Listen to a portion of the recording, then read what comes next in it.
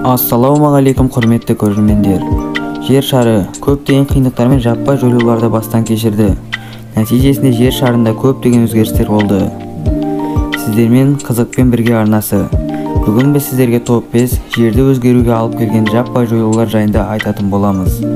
Видео басталмастан бұрын арнаға тіркеліп, видеоға лайк басып кетейік. Ал біз видеомызды бастаймыз.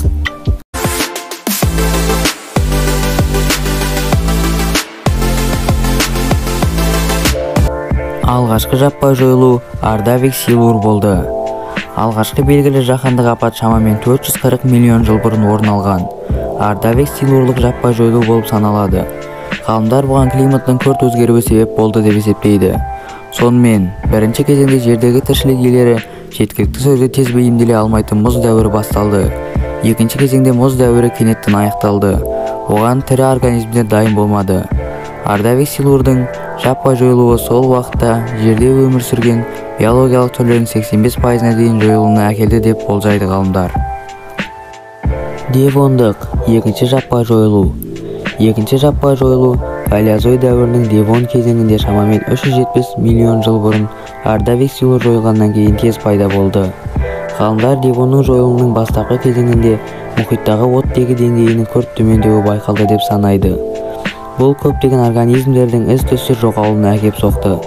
Девон кезеңінің екінші кезінде түрлердің жойылу себептері ғалымдарға белгілі емес. Мүмкін жойылу планетадағы вулканизмнің немесе метеориттердің әсерінен болған шығар. Ғалымдардың пікірінше, Девонның жаппай қырылуы кезінде биологиялық түрлердің шамамен 75% жойылды. Үшінші, немесе ұлы пермдік жаппай жойылу. Жердегі биологиялық түрлердің ең үлкен жаппай жойылуы үшінші болып саналады. Шамамен 250 миллион жыл бұрын орын алған. Ғалымдардың айтуынша 60 мың жылдан астам уақыт ішінде планетада өмір сүретін тіршілік иелерінің шамамен 96% жойылып кеткен. Онымен қоймай ормандарда жойылды. Көптеген жәндіктер түрлері мен теңіз экожүйелері жойылды. Әртүрлі бағалаулар бойынша биосфераны қалпына келтіру үшін 5 миллион жылдан 30 миллион жылға дейін уақыт қажет болды. Төртінші жаппай жойылу Ерм-Триос. Планетадағы төртінші жаппай жойылу шамамен 200 миллион жыл бұрын Мезозой дәуірінің Триос кезеңінде болған. Апаттық болжамдық себебі жанартаулық белсенділік, климаттың өзгеруі және мұхиттық қышқылдық деңгейінің жоғарылауы.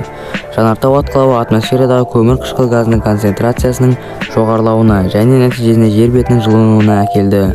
Ғалымдардың пайымдауынша Триос Юра жаппай жойылу кезеңінде биологиялық түрлердің 50% жойылды. Алайда осыған қарамастан бұл 135 миллион жылдан астам уақытқа созылған. Жерүсті омыртқалы түрі ретінде динозаврлар үстемдігінің басталуына әкелді деп саналады. Соңғы жаппай жойылу Бор Палеоген. Планета тарихындағы соңғы жаппай жойылу шамамен 65 миллион жыл бұрын Мезозой эрасының Бор кезеңінің соңында болған. Бор Палеогендік жойылу. Ғалымдар бұл планетаның климаттық шаң мен күкірттің соққы толқынымен күрт өзгерткен метеориттің жер бетіне құлаумен байланыстырылған жалғыз жойылу екенін біледі. Бор Палеогендік жаппай жойылу кезінде барлық биологиялық түрлердің 75%-нан астамы өлді. Дәл осы кезеңде динозаврлар толығымен жойылып, сүтқоректілер белсенді түрде дами бастады. Бұл 5 жаппай